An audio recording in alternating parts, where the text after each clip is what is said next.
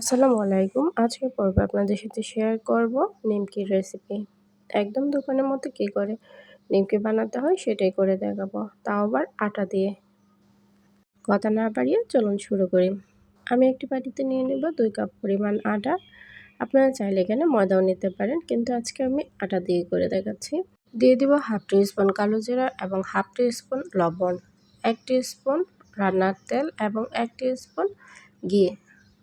ঘিটা দিলে খেতে অনেক বেশি টেস্টি হয়, তাই ঘিটা দেওয়ার চেষ্টা করবেন। এখন সবগুলো উপকরণ ভালো করে মিশিয়ে নিচ্ছি। যখন হাত দিয়ে একটু মুঠি করে দেখবেন যে একদম পারফেক্টলি হয়েছে, এই পর্যায়ে আমি নর্মাল টেম্পারেচারে থাকা পানি দিয়ে একটি ডো বানিয়ে নিব। অল্প অল্প পানি দিয়ে ডোটা বানাবেন, তাহলে একদম নরম হবে না, আবার একদম শক্তও হবে না। এখনও যারা আমার চ্যানেলটি সাবস্ক্রাইব করেনি প্লিজ সাবস্ক্রাইব করে নিন, এবং যারা ফেসবুক থেকে দেখছেন প্লিজ পেজটাকে ফলো দিয়ে রাখেন। ডোটা হয়ে গিয়েছে, এই পর্যায়ে আমি 15 মিনিটের জন্য রেস্টে রেখে দিয়েছি। তো 15 মিনিট পর ওই ডোটা দিয়ে আমি 3টা লেচি কেটে নেব।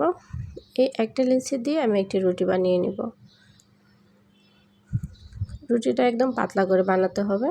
আমার রুটিটা একদমই সুন্দর হয়নি, তাও কোনো সমস্যা নেই। আমি এই পর্যায়ে দিয়ে দেব সামান্য পরিমাণ তেল উপরে এবং আটা ছিটিয়ে দেব।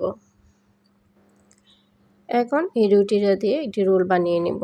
আপনারা এই কাজটা এভাবে করার চেষ্টা করবেন, তাহলেই দেখবেন যে একদম ক্রিস্পি দোকানের মতোই হয়েছে। একটু চেপে চেপে রোলটা বানাবেন।